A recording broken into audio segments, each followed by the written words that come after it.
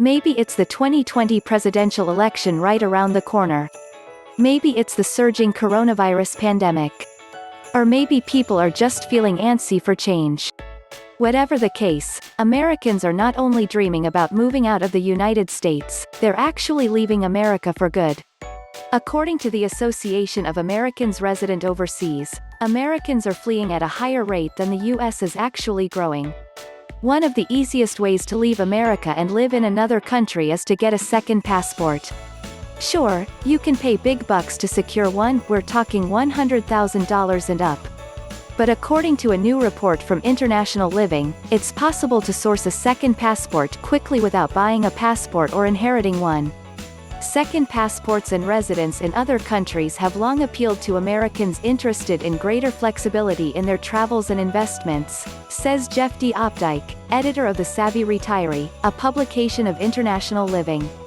These days, that interest is rising sharply, with more people seeking an escape plan, should the U.S. no longer suit them in the years to come, whether that be for political, economic or social reasons.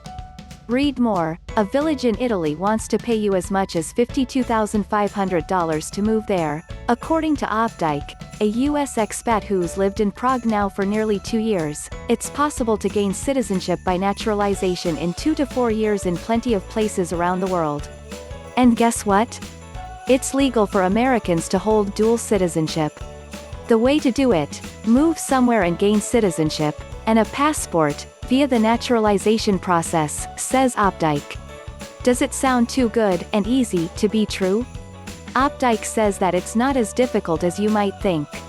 While lots of countries require that you live within their borders for a decade or longer before you can apply for citizenship, several impose a much shorter timeline, he says. Tempted by the countries that are offering new digital nomad work visas? Opdyke says that it's not as ideal. Barbados and its new welcome visa allows remote workers to live and work on the island for a year.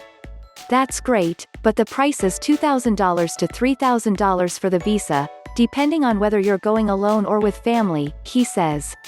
Conversely, you could use a professional visa service in a place like Argentina or Czech Republic or Spain or Portugal, pretty much anywhere, and obtain a 1-year, temporary residence visa, and the price will be well under $1,000.